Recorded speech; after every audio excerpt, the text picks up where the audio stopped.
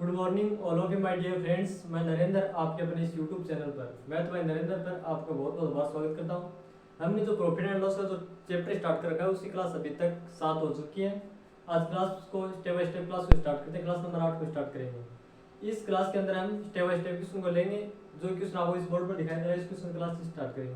इस क्वेश्चन में क्या दिया हुआ है, find the selling price of an articles if a shopkeeper allows two successive discount of 5%। ये तो हमें दिया है is on the market price of RS80। ये दिया है कि यदि एक दुकानदार 80 रुपये अंकित मूल्य वाली कोई वस्तु है, किसी वस्तु को यानी 5% की दो क्रमिगत डिस्काउंट यानी कि दो क्रमिगत डिस्काउंट देता है, यानी दो क्रमिगत यानी सक्सेसिव डिस्काउंट देता है तो छूट देता है, तो वस्तु विक्रय मूल्य ज्ञात कीजिए।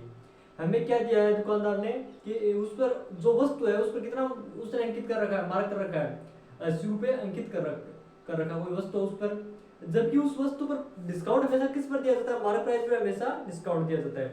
तो मार्क प्राइस पे डिस्काउंट दिया जाता है, उसने 80 रुपये उस पर अंकित कर रखा है यानी सक्सेसिव डिस्काउंट ऑफ 5%, जो उसकी 5% के दो क्रमिक छूटे देता है। तो वस्तु का हमें क्या पूछा, वस्तु की हमें सेलिंग प्राइस पूछिए, यही तो पूछिए।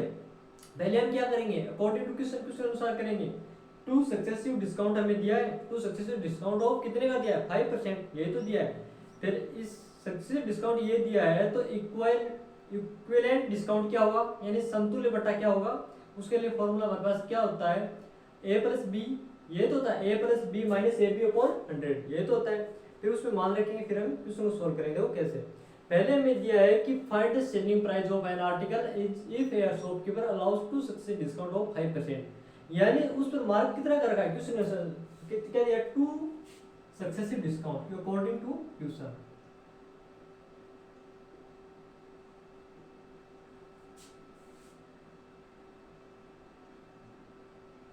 ये तो दिया है, यानी कि अनुसार हमें क्या दिया है, यदि दुकानदार 80 रुपये अंकित मूल्य वाली किसी वस्तु पर 5% की दो क्रमिक छूट देता है, तो वह टू डिस्काउंट देता है, हमें कितने दो क्रमिक छूट देता है, यानी टू सक्सेसिव डिस्काउंट देता है, तो कितना देता है, कितना देता है, डिस्काउंट देता है टू सक्सेसिव डिस्काउंट ऑफ 5%, ये तो देता है हमें, कितना का देता है, दो क्रमिक बटे दे रहा हो, two successive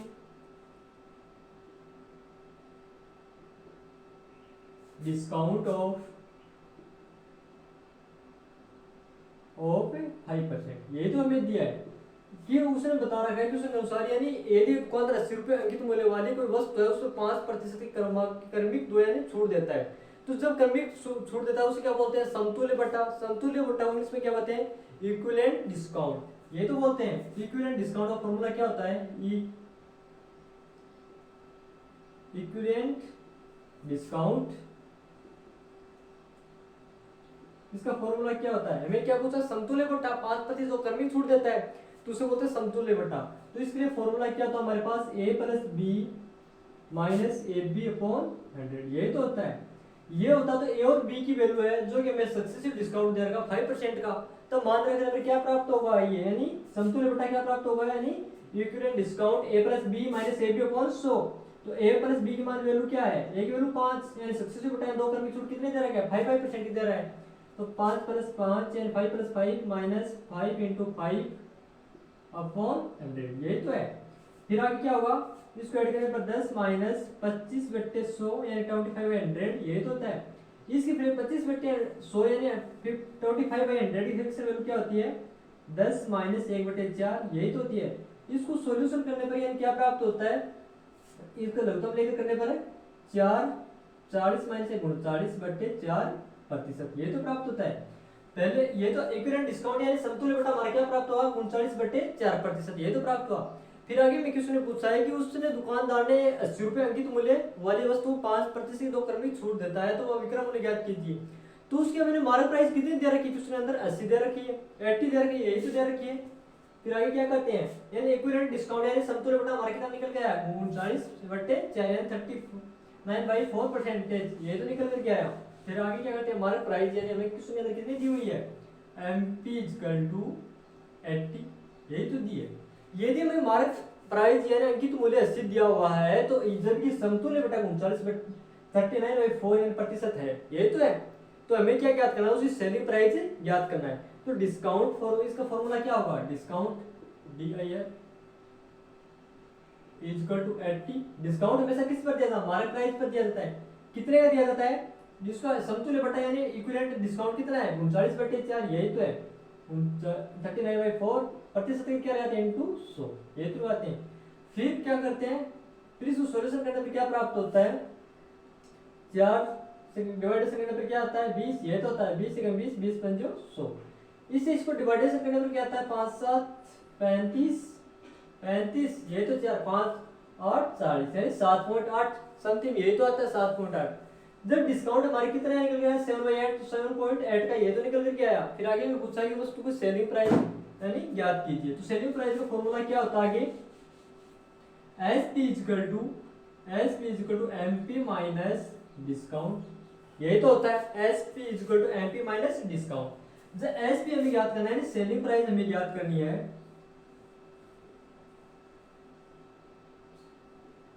equal to mark price हमने कितना नोट किया था, किसने ने दिया हुआ था 80, ये तो दिया हुआ था 80 माइनस डिस्काउंट कितने का प्राप्त हुआ 7.8 का, ये तो प्राप्त हुआ। जब उसने मार्क किया था 80 तो उसने डिस्काउंट दे दिया 7.8 का, तो सेलिंग प्राइस कितनी होगी SP = 80 माइनस 7.8 घटाने पे क्या बचता है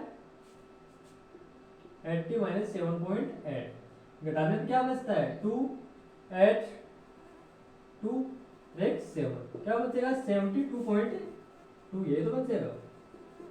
जबकि मैं ये किसने पूछा था कि वस्तु सेलिंग प्राइस ज्ञात कीजिए, तो सेलिंग प्राइस हमारी निकल कर कितनी आई 72.2 या 72.20 या 72.2, यही तो है जो कि हमें ऑप्शन नंबर किस में दिया हुआ है, ऑप्शन 72.2 यानी 20 यानी ऑप्शन नंबर में डी में दिया हुआ है कि 72.20। ये तो मैं किसने पूछा था कि वस्तु की विक्रय मूल्य ज्ञात कीजिए, तो वस्तु विक्रय मूल्य कितना प्राप्त हुआ 72.20। इसी प्रकार हम नेक्स्ट क्वेश्चन और लेते हैं। नेक्स्ट क्वेश्चन में क्या दिया हुआ है, a saleable article placed successfully in the hands of 3 traders, each trader sold it further at a gain of 25%, ये तो हमें दिया है ऑफ द कॉस्ट प्राइस, किस पर कॉस्ट प्राइस यानी क्रय मूल्य पर। If the last trader sold it for Rs 250, then what was the cost price for the first trader, यानी हमें दिया है कि एक बिक्री योग्य वस्तु क्रमशः 3 विक्रेताओं है ना कि हाथों जाती है, यानी कोई वस्तु है, कोई भी वस्तु है वो एक विक्रेता के पास है ना, वो बिक्री करके कोई तीन किसके पास जाती है, विक्रेताओं के पास बढ़ जाती है। तो प्रत्येक विक्रेता पर 25% लाभ कमाते हुए आगे बेच देता है। फिर वो क्या करते हैं, प्रत्येक विक्रेता यानी पहले कोई वस्तु है वो एक विक्रेता से 3 विक्रेताओं के पास चली जाती है, फिर वो वो तीनों विक्रेता क्या करते हैं, उसी वस्तु को 25% ऑफ प्रॉफिट यानी 25% लाभ पर तीन है वो आगे, तीन जो विक्रेता थे वो 25% लाभ पर उस वस्तु को आगे बेच देते हैं, ये तो होता है। फिर कहता है कि यदि अंतिम विक्रेता ने उस वस्तु को 250 रुपए में बेचा हो तो पहले विक्रेता का हमें क्या ज्ञात करना है, कॉस्ट प्राइस ज्ञात करनी है, क्रय मूल्य ज्ञात करना है।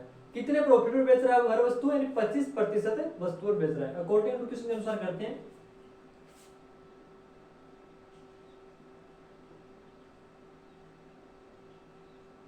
क्वेश्चन ये तो है अकॉर्डिंग टू क्वेश्चन। वो क्या करता है कि एक वस्तु है यानी वो एक विक्रेता वो क्या करता है 3 विक्रेताओं के हाथों कितने प्रतिशत प्रॉफिट में बेच देता है, 25% प्रॉफिट पर बेच देता है। तो 25% की फ्रैक्शन वैल्यू क्या होती है, 25% की फ्रैक्शन वैल्यू क्या होती है 1/4। वो प्रॉफिट में बेचता है तो उसी यानी वो वस्तु उसके पास 4 है, मैंने कोई उनके पास 4 रुपए एक प्रॉफिट में बेच रहा था, वो 5 रुपए में बेचेगा, ये तो है। तो फिर पहले क्वेश्चन में कह रहा है कि वो क्या करता है, यानी वो पहले बिक्री होगी वस्तु वो 3 विक्रेताओं को हाथों में जाती है, यानी कोई विक्रेता उसके पास पहले वस्तु थी वो बेचकर कितने विक्रेताओं साथ में बेचता है, 3 विक्रेताओं के हाथों में जाती है वो वस्तु यानी बेच देता है। तो यानी कितने प्रॉफिट में बेच देता है, 25% प्रॉफिट पर बेच देता है। तो पहले विक्रेता क्या करता है, सेकंड विक्रेता और थर्ड विक्रेता, यानी उसके पास 3 विक्रेता को देता है। यानी पहले क्या करता है, पहले वो वस्तु है, पहले क्या करता है वो वस्तु को, यानी कि पहले करता है कि वो 25% लाभ बेचता है, तो पहले की यानी 4 रुपए में 4 रुपए के हिसाब से बेचता है, यानी 4 में खरीदी होगा कितने बेच देता है, 5 में बेच देता है। ये उसकी सीपी हो के उसका क्या हो गया सेलिंग प्राइस। ठीक है, कॉस्ट प्राइस और सेलिंग प्राइस। तो पहले उसने 4 रुपए में वस्तु खरीदी थी, उसने पहले ने कितने बेच दी, 5 में बेच दी। उसी प्रकार दूसरे ने भी क्या किया, 4 में खरीदी और 5 में वस्तु को बेच दिया। इसी प्रकार तीसरे ने क्या कि 4 में खरीदी और 5 में वस्तु को बेच दिया। ये तो हुआ। तो फिर क्या हुआ, ये तो क्वेश्चन में दिया हुआ था कि 25% लाभ कमाते हुए आगे बेच देता है। यानी पहले वस्तु थी वह 3 विक्रेताओं के पास जाती है, तीनों विक्रेता क्या करते हैं, उसको 25% का प्रॉफिट करते हुए वस्तु को आगे की ओर बेच देते हैं। तो पहले विक्रेता ने 4 रुपए के हिसाब से खरीदी और 5 में बेच दिया, तो उसे कितने का प्रॉफिट हुआ, 25% का प्रॉफिट हुआ। ये तो हमें क्वेश्चन में दिया है। इसी प्रकार नेक्स्ट विक्रेता ने क्या किया कि 4 रुपए में वस्तु खरीदी और 5 में बेच दिया, उसने भी 25% का प्रॉफिट किया। इसी प्रकार तीसरे ने क्या कि 4 रुपए में कोई वस्तु खरीदी उसको 5 में बेच दिया, तो उससे भी 25% का प्रॉफिट हुआ। ये तो क्वेश्चन में हमें दिया है। फिर आगे क्वेश्चन में कहा यदि अंतिम विक्रेता ने वस्तु को 250 रुपए में बेची होती, तो तीनों को मल्टीपल कितना होगा, 5 की क्यूब करने में क्या आता है 125, यानी तीनों को कितने में बेचे, तीनों ने मिलाकर कुल मिलाकर 125 में, जबकि खरीदी कितने में थी, तीनों ने मिलाकर 64 में। ये तो हुआ। 4 को 4 से मल्टीप्लाई में 16, 16 को 4 से मल्टीप्लाई करने पर कितना आएगा 64।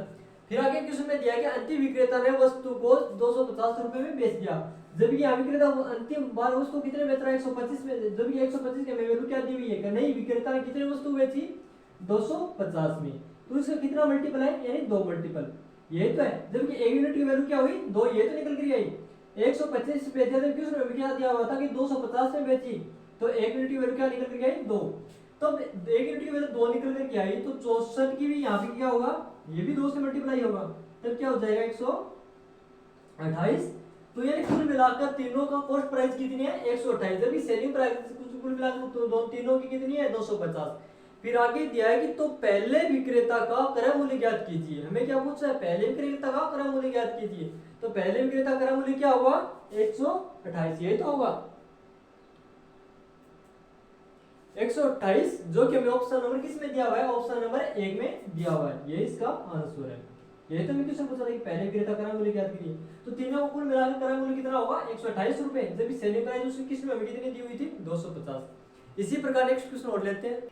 नेक्स्ट क्वेश्चन में क्या दिया हुआ है, a shopkeepers gain 20% while buying the goods and 30%। ये तो दिया है while selling them find his total gain percent.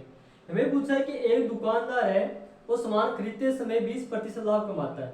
यानी दुकानदार वो सामान खरीदते समय क्या करता है, वो अधिक तोल लेता है, या कोई तोल में गड़बड़ करता है, या फिर कोई प्राइस में करता है, यानी खरीदते समय 20% का लाभ कमाता है, यानी 20% लाभ, तो उन्हें बेचते समय में 30% का लाभ कमाता है। जो वो खरीदता है तब क्या करता है, वो 20% का लाभ कमाता है, जबकि बेचते समय वो क्या करता है कि 30% का लाभ कमाता है। फिर आगे क्वेश्चन में क्या दिया है, तो उसे कुल लाभ प्रतिशत ज्ञात कीजिए। तो क्वेश्चन के अनुसार अकॉर्डिंग टू क्वेश्चन क्या करते हैं,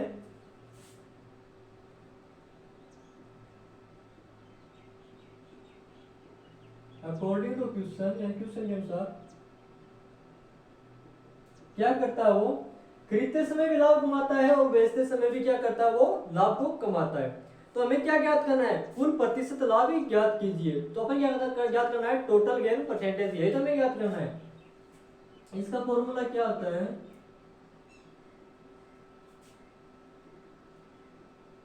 टोटल गेन परसेंटेज।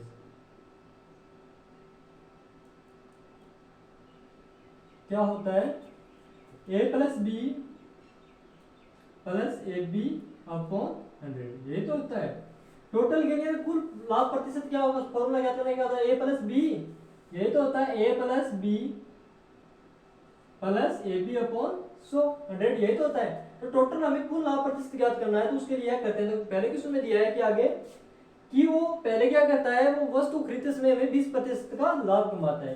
तो खरीदते समय कितने का लाभ कमाता है 20 का, जबकि आगे कहता है कि उन्हें बेचते हुए वह 30% का लाभ कमाता है। तो बी की वैल्यू क्या हो जाएगी 30 प्लस ए की वैल्यू 20 है तो बी की वैल्यू 30 है, तो इसको मल्टीप्लाई करेंगे ए बी की, मान रखें क्या होगा 20 इंटू 30 यानी 20 इंटू 30, वाई क्या आएगा 100। क्वेश्चन में यानी रखने फॉर्मूले अंदर रखने में क्या आता है, ये तो आता है। फिर आगे करते हैं क्या आएगा, इसको इसमें ऐड करें 20 प्लस 30 ऐड करने पर क्या आएगा 50, ये तो आएगा प्लस 2 जीरो से काटना तो 2 जीरो कैंसिल, प्लस क्या आएगा 3 दूनी 6 यानी 3 इंटू 2 यानी 6, ये तो आएगा। तो फिर हमें आगे क्वेश्चन में क्या पूछा है कि तो उसका कुल लाभ प्रतिशत ज्ञात कीजिए। तो कुल लाभ प्रतिशत कितना आ जाएगा 56%, यही तो होगा 56%, ये तो है। ये तो हमें पूछा है कि उसका कुल लाभ प्रतिशत ज्ञात कीजिए, तो कितना आएगा 56, जो कि हमें ऑप्शन नंबर किस में दिया हुआ है, ऑप्शन नंबर सी में दिया हुआ है, यही इसका आंसर है। इसी प्रकार हम नेक्स्ट क्वेश्चन और लेते हैं। पे क्या दिया हुआ है, ए ट्रेडर्स बॉट 2 horses, ठीक है, for Rs 19,500, he sold we sold one at a loss of 20%, ये तो हमें दिया, and the other at a profit of 15%, if the selling price of each horse is the same then their cost prices are respectively, है ना। हमें दिया है कि एक व्यक्ति ने 19,500 रुपए में 2 घोड़े खरीदे, तो उस व्यक्ति ने 2 घोड़े को कितने एक साथ में कितने में खरीदा, 19,500 रुपए में खरीदा। वो आगे क्या करता है कि एक घोड़े को उसने 20% हानि पर तथा दूसरे घोड़े को उसने 15% लाभ पर बेच दिया। पहले क्या करता है, एक घोड़े को क्या करता है वो 20% हानि पर बेच देता है, जबकि दूसरे घोड़े को क्या करता है 15% लाभ पर बेच देता है। यदि दोनों घोड़ों का विक्रय मूल्य समान है, जबकि उसकी सेलिंग प्राइस क्या है दोनों घोड़ों की सेम है, बेचते समय क्या करता है पहले घोड़े को जितने प्राइस बेच रहा है उतने की प्राइस में दूसरे घोड़े को बेच रहा है। फिर आगे दिया है कि तो दोनों घोड़े का क्रम से क्रम मूल्य ज्ञात कीजिए। पहले क्या करते हैं, देखो क्वेश्चन के अनुसार, अकॉर्डिंग टू क्वेश्चन, यही तो है। पहले क्या करता है वो खरीदते समय हॉर्स यानी फर्स्ट,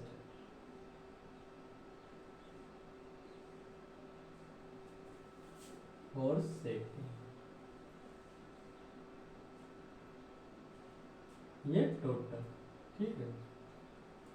पहले क्या होता खरीदता है वो सीपी, तो पहले घोड़े का क्रय मूल्य क्या हो जाएगा, यानी क्या करता है पहले घोड़े खरीदते समय उसकी हानि होती है 20% की, यानी 20%, loss 1 at a loss of 20%, यानी 20% हानि होती है, तो 20% की फ्रैक्शन वैल्यू क्या होती है 1/5।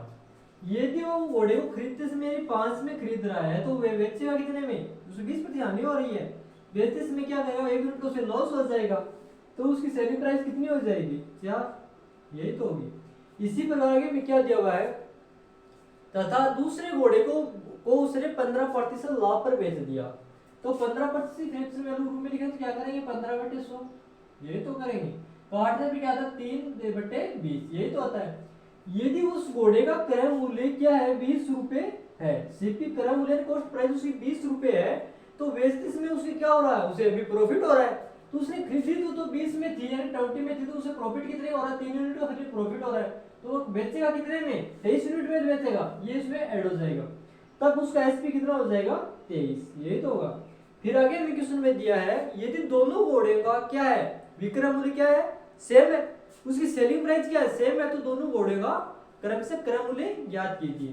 पहले हम क्या करेंगे उसकी सेलिंग प्राइस को सेम करेंगे, ये तो भी क्वेश्चन में दिया है कि दोनों घोड़े की कॉस्ट सेलिंग प्राइस क्या है सेम है, यानी विक्रय मूल्य क्या है सेम है समान है, तो क्या करेंगे इसको सेम करने के लिए, इसको तो हम क्या करेंगे 23 से मल्टीप्लाई कर देंगे, यही तो करेंगे।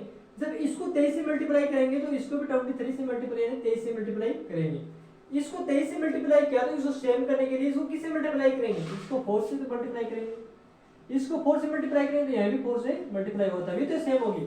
अब क्या है उसकी सेलिंग प्राइस क्या है सेम है, जबकि अभी क्वेश्चन में दी हुई थी उसी के अनुसार अकॉर्डिंग टू क्वेश्चन, जब 23 को 4 से मल्टीप्लाई करते हैं तो क्या आता है 23 चौक 92, यही तो आता है। इधर भी क्या आएगा 23 चौक 92।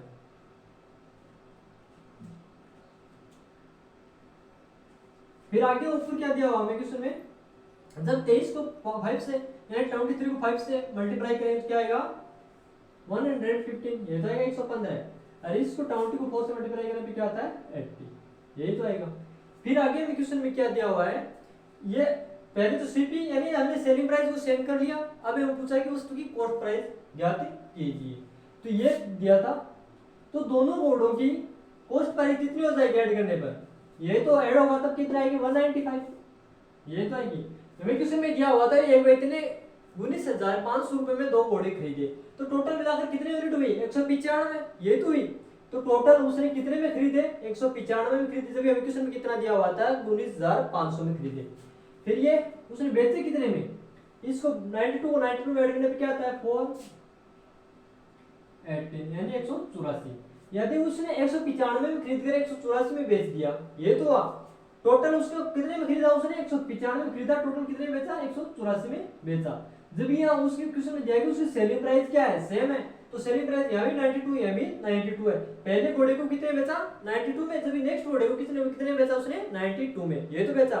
फिर आगे क्वेश्चन में दिया हुआ था एक व्यक्ति ने यानी 19,500 रुपए में 2 घोड़े खरीदे, जबकि यहाँ में टोटल कितना प्राप्त होता है? 195 यानी 195 यूनिट की वैल्यू कितनी दी हुई है उसके अंदर? 19,500, यानी ये तो दिया दी हुई है 90,500, ये तो दिया। तब एक यूनिट की वैल्यू क्या होगी?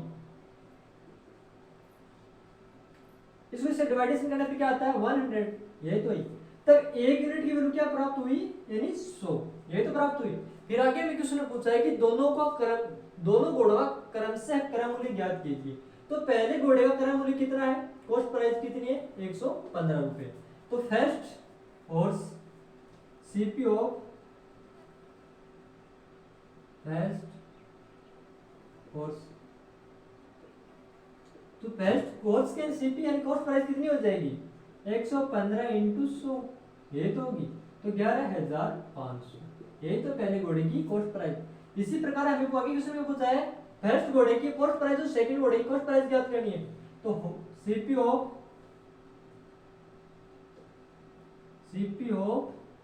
सेकंड हॉर्स,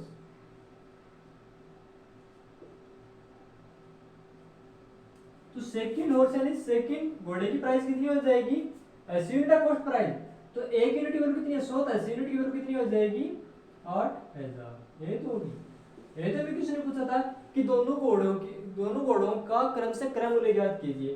तो पहले घोड़े का क्रय मूल्य क्या होगा? 11,500, जबकि नेक्स्ट घोड़े का क्रय मूल्य क्या हो गया? कॉस्ट प्राइस 8,000, जो कि मैं ऑप्शन नंबर किसमें दिया हुआ है? ऑप्शन नंबर बी में दिया हुआ है। इसी प्रकार वो नेक्स्ट क्वेश्चन और लेते हैं।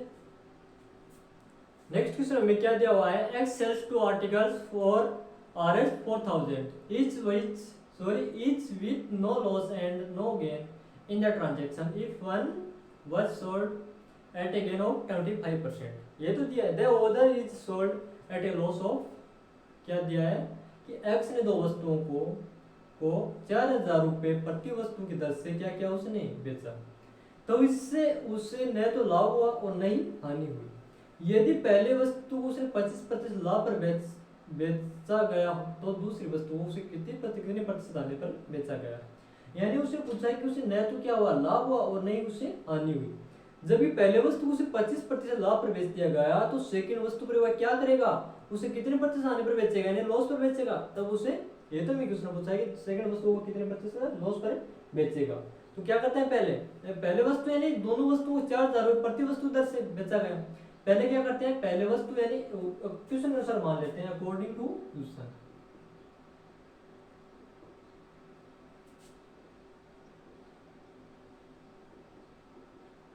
ठीक है, क्या है? पहले यानी दो वस्तु आर्टिकल ए और बी, ये तो आर्टिकल है। यानी पहले क्या करता है वो सीपी, यानी पहले वस्तु को क्या करता है? 25% प्रॉफिट पर बेचता है। तो 25% की फ्रैक्शन में हमारे पास क्या होती है? 1/4। तो यानी मान लेते हैं कि पहले उसने वस्तु को 4 रुपए के हिसाब से खरीदी और बेचते समय क्या करता है वो? एसपी इक्वल क्या करता है? यानी प्रॉफिट पर बेच देता है। तो पहले वस्तु उसने 4 में खरीदी और 1 बढ़ाकर बेच दी, तो कितना प्रॉफिट हुआ उसे? 25% का प्रॉफिट हुआ, ये तो मैं दिया है। तो उसने पहले कितनी वस्तु बेची? 5 रुपए उस वस्तु को बेच दिया। फिर आगे में क्वेश्चन में कहा है कि यदि पहले वस्तु 25% बेचा गया तो दूसरी वस्तु कितने प्रतिशत आने पर बेचा गया? जब ये क्वेश्चन में ये बात हमें स्पष्ट की दी हुई है कि एक्स ने दो वस्तुओं को 4,000 रुपए प्रति वस्तु की दर से बेचा, तो उसे न तो लाभ हुआ और न ही हानि हुई। तो बेचा कितने में? प्रति वस्तु को, यानी जितने प्राइस में फर्स्ट आर्टिकल को बेचा उतने प्राइस में सेकंड आर्टिकल को बेचा। तब क्या हो जाएगा? उसकी सेलिंग प्राइस क्या सेम है। तो यानी पहले आर्टिकल से 5 यूनिट बेच दिया तो सेकंड आर्टिकल को कितने बेचेगा? 5 में बेचेगा। तो अब आगे क्या करते हैं? मान लेते हैं यदि उसने 5 में बेचा, ठीक है, तो पहले आर्टिकल को 5 में बेचा, सेकंड आर्टिकल को 5 में बेचा, ठीक है, 5 यूनिट में ये तो बेचा। फिर आगे उसको किस में स्पष्ट दी हुई कि एक्स ने दोनों वस्तुओं को यानी 4,000 रुपए प्रति वस्तु की दर से बेचा। तो उसके लिए हम मान लेते हैं बी को ने उस वस्तु को यानी ए ने 4 रुपए में खरीदी और 5 बेच दिया। मान लेते हैं कि बी ने उस वस्तु को x रुपए में खरीदा और 5 रुपए में बेच दिया, ठीक है। तो टोटल क्या हुआ? टोटल सीपी क्या हो जाएगा 4 प्लस एक्स, ये तो होगा। और ये आगे क्या होगा, यानी टोटल एसपी क्या हो जाएगा 5 और 5 ऐड करने पे क्या आता है 10, ये तो आएगा। ठीक है, अब हम क्या करेंगे, पहले क्या ज्ञात करेंगे, एक्स की वैल्यू ज्ञात करेंगे। तो एक्स की वैल्यू कैसे ज्ञात होगी, 4 प्लस एक्स इक्वल में 10, तो एक्स की वैल्यू क्या निकल कर आई 6, ये तो निकल कर आई एक्स की वैल्यू 6।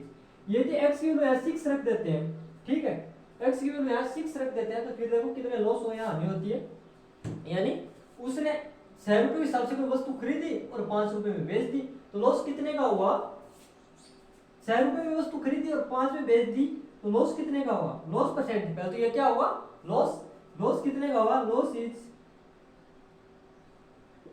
क्या हुआ 6, यानी 6 रुपए में वस्तु खरीदी और 5 में बेच दी, तो लॉस कितने का हुआ 6 माइनस 5 इज इक्वल टू 1।